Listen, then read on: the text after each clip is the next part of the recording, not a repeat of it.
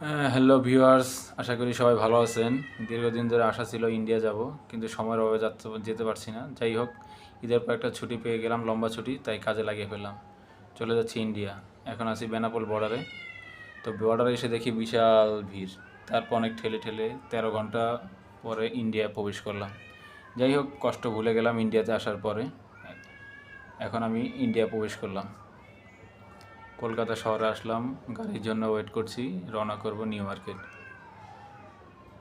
তো যেতে যেতে নিউ মার্কেট চলে আসলাম এবং হোটেলে উঠে গেলাম। এটা আমাদের হোটেল। তো হোটেলে থাকলাম। হোটেলটা খুবই ভালো পরিবেশ, ভিতরে ম্যানেজার যে ছিল সেও খুব ভালো। যাই হোক, তো সকালে বের হয়ে গেলাম হোটেল থেকে নাস্তা করার জন্য।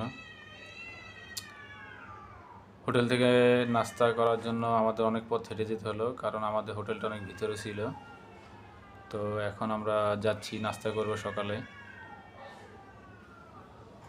তো যেতে যেতে আমরা হোটেলের কাছাকাছি চলে আসছি অবশ্য, কিন্তু এখানে এসে দেখি হোটেলগুলো এখনও সকালবেলা খোলেনি।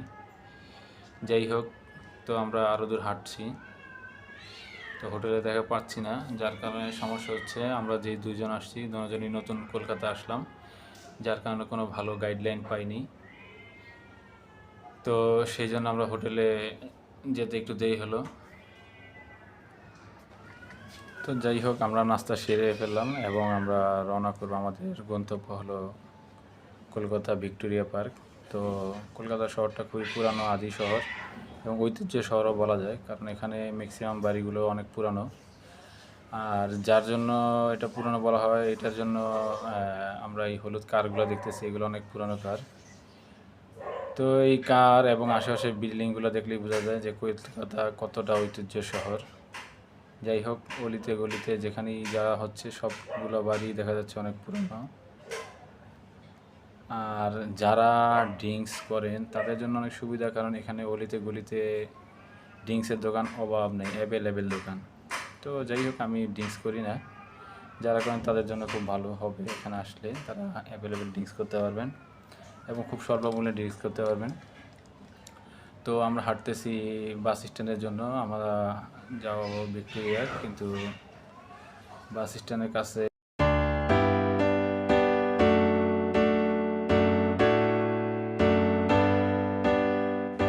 তো আমরা বাস স্ট্যান্ড চলে আসলাম, কিন্তু বাস স্ট্যান্ড এসে আমরা এখনও ভিক্টোরিয়া পার্ক যাওয়ার জন্য কোনো বাস পাচ্ছি না। কারণ হলো ইন্ডিয়ায় এখন বর্তমানে নির্বাচন চলতেছে, যার কারণে নির্বাচনের কারণে রাস্তার মধ্যে নির্বাচনী প্রচারণার মিছিল বের হয়েছে। এই জন্য গাড়ি চলাচল সাময়িকভাবে বন্ধ আছে। তো আমাদের অনেকক্ষণ ওয়েট করতে হলো। আমরা গাড়ির জন্য ওয়েট করতেছি, কিন্তু গাড়ি আসতেছে না। যে গাড়ি পাচ্ছি সেটা কলকাতা যাবে না, সেটা যাবে হাওড়া। তো আমাদের উদ্দেশ্য আগে ইডেন গার্ডেন যাব, পরবর্তীতে আমরা হাওড়া যাব। তো সেই জন্য আমাদের অনেক সময় ওয়েট করতে হলো। তো আমরা ওয়েট করতেছি অনেক সময়।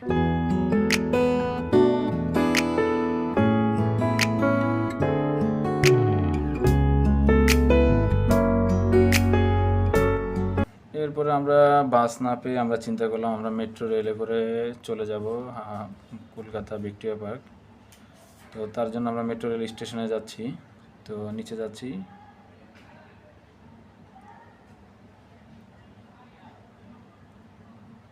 তো নিচে নামতেই আসি, কিন্তু এখনও কাউন্টার পাইনি, যেহেতু আমরা নতুন, ফার্স্ট টাইম। তো তার জন্য একটু সময় লাগবে। আমরা যাচ্ছি নিচে। নিচে যেতে যেতে কাউন্টারে দেখা পেলাম। তো ভিতরে গেলাম, এখন ভিতরে যাচ্ছি। ভিতরে কাউন্টার দেখতে পেলাম। কাউন্টারে টুকিটাকি ভিড় আছে। তো তো যাই হোক, আমরা এখন কাউন্টারের দিকে যাচ্ছি। দেখা যাক কপালে কি আছে, আজকে মেট্রো রেলে কি উঠতে পারি কিনা। যাচ্ছি ব্যানারের দিকে, দেখতেছি আজকে কি কলকাতা থেকে ভিক্টোরিয়া পার্কে যাওয়ার কোনো মেট্রো রেল আছে কি না। যাই হোক, কাউন্টারের কাছাকাছি গেলাম। কাউন্টার পুরোপুরি খালি আছে। তো কাউন্টারে খালি আছে, সেখানে একজন সিকিউরিটি গার্ড ছিল, তাকে জিজ্ঞেস করলাম। সে বললো আজকে রবিবার, যার জন্য আজকে মেট্রো রেল সম্পূর্ণ অফ আছে, যার কারণে আমরা মেট্রো রেল আসতে পারলাম না। যার কারণে বাসে করে আমরা আজকে ভিক্টোরিয়া পার্কে যাচ্ছি। আসেন আমরা ভিক্টোরিয়া পার্কে যাই, সবাইকে ভিক্টোরিয়া পার্কটা দেখাই। দেখেন ভিক্টোরিয়া পার্কের ভিতরে কি পরিবেশ। এখানে পরিবেশ অনেক পরিচ্ছন্ন এবং পার্কে ঢোকার জন্য আমরা কাউন্টারে গেলাম। কাউন্টারে গিয়ে দেখি কাউন্টারে সার্ফের অন্তর্ভুক্ত দেশগুলোর জন্য টিকিট হলো 100 রুপি, ইন্ডিয়ানদের জন্য 50 রুপি এবং সার্ফের অন্তর্ভুক্তের বাইরে যেসব দেশ আছে ওদের জন্য 300 রুপি, আর শুধুমাত্র যারা বাগানটা পরিদর্শন করবেন তাদের জন্য 30 রুপি। যাই হোক, আমরা 100 রুপির টিকিট কাটলাম এবং আমরা ভিতরে প্রবেশ করলাম।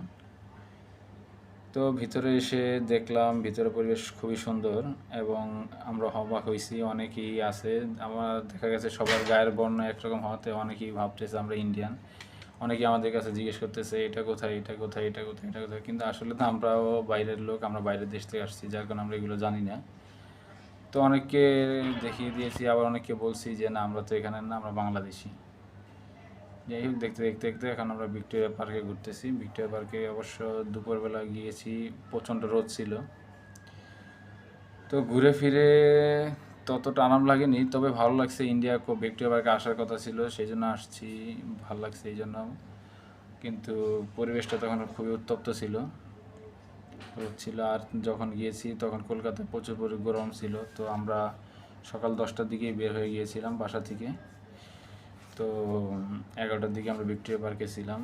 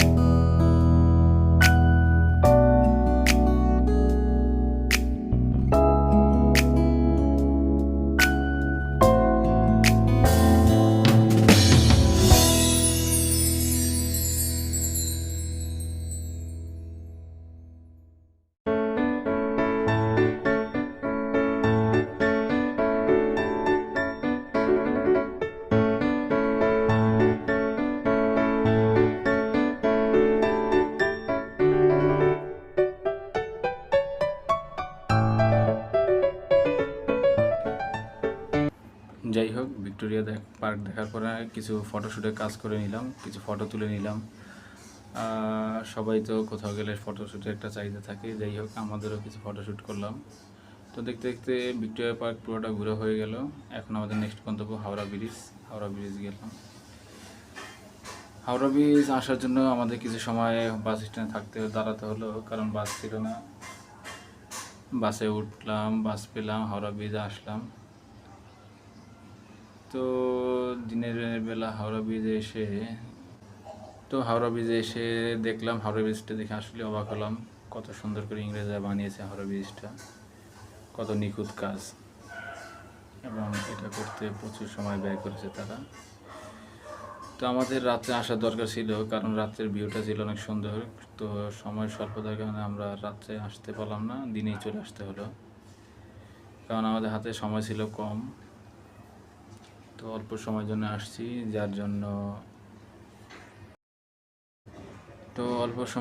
আসছি, যেহেতু তার জন্য আবার আমরা হাওড়া ব্রিজ ঘুরে দুপুর লাঞ্চের টাইম হয়ে গেছে।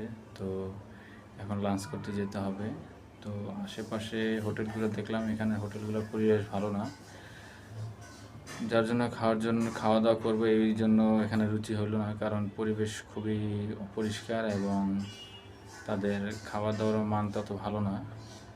মোটামুটি খাবার দাবারের মান ভালো। কলকাতা নিউ মার্কেট এলাকায় কিছু হোটেল আছে, ওই খাবার হোটেলগুলোতেই ভালো খাবার দাবার পাওয়া যায়। যেমন মুসলিম কিছু হোটেল আছে, ওদের খাবার দাবারের পরিবেশ ভালো, কিন্তু কলকাতার হিন্দু ধর্মের লোকেদের যে হোটেল, ওখানে খাবার দাবার পরিবেশ ততটা ভালো না, আর তাদের চলাফেরাও পরিষ্কার পরিচ্ছন্ন না, যার জন্য হাওড়া স্টেশনে অনেকক্ষণ সময় পার করলাম, ঘুরলাম ফিরলাম, কিন্তু কোনো কিছু খেতে পারলাম না। আশেপাশের সকল খাবার দোকানের পরিবেশই মোটামুটি খারাপ বললেই চলে। আর এখানে হোটেলে এসে একটা জিনিস দেখলাম, যা ওখানে স্বামী স্ত্রী দুইজনই হোটেল পরিচালনা করতেছে। তো দেখা যাচ্ছে স্বামী স্ত্রী দুজনই হোটেল চালাইতেছে, এখন দুজনই অপরিষ্কার। তো খাবার হোটেলে গেলে সর্বপ্রথম হোটেলে স্টাফদের পরিষ্কার পরিচ্ছন্নতা দেখলে একটা খাবার রুচি আসে, তারপরে খাবার পরিবেশনা, তারপরে খাবার আইটেম। তো এখানে আসার পরে যে হোটেলগুলোতে ঢুকলাম, হোটেল দেখলাম সবগুলো হোটেলেই যারা সার্ভ করতেছে বা খাবার তৈরি করতেছে তাদের পরিবেশ আসলে খুবই নোংরা। তো খাবার তো খাবো, এটা পরের ব্যাপার। তো তেমন কিছু এখানে খেতে পারলাম না এবং লাঞ্চও করলাম না, চলে গেলাম আমরা সোজা কলকাতা। কারণ কলকাতা নিউ মার্কেট, কারণ নিউ মার্কেটে এর আগেই খাওয়া দাওয়ার পরিবেশ ভালো, এই জন্য আমরা রওনা হলাম নিউ মার্কেট দিকে চলে যাব। তো হঠাৎ গঙ্গা নদীতে দেখলাম একটা মুড়ির টিনের জাহাজ যাচ্ছে, তারা ডিজে পার্টি করতেছে। তো কিছুক্ষণ দেখলাম।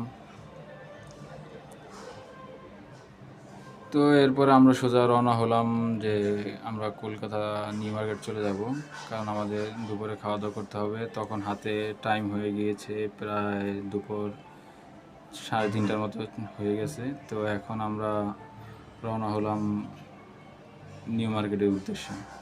তো এই জন্য আমাদের হাওড়া বাস স্ট্যান্ড পর্যন্ত যেতে হবে, কারণ এখানে বাসগুলার নিয়মকানুন আমরা তো ভালো করে জানি না। এই জন্য আমরা হাওড়া বাস স্ট্যান্ড চলে গেলাম, পরবর্তীতে আমরা নিউ মার্কেট চলে যাব।